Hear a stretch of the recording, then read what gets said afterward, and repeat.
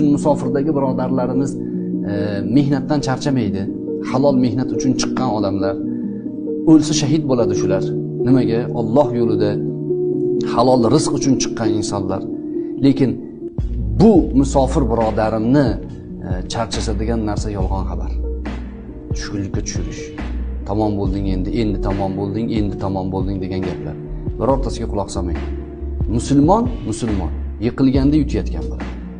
Musulmon odam hech qachon tushkunlikka tushishi mumkin emas. Qur'oni Karimda qayerda tushkunlik kalimasi kelgan bo'lsa, la bilan kelgan. La tahzan va la tahinu va la tahzanu deb kelgan. Huzun, ya'ni tushkunlik, bular hammasi qaytarilgan narsa. Musulmon odam doim umid bo'ladi. Doim umid bo'ladi. O'sha umidni yo'qotmaslik kerak. Har qanday vaziyatda oldinga qarab yurish kerak. Har qanday vaziyatda Allohga suyanish kerak. Shunda Alloh taolo nusrat beradi. Inshaalloh.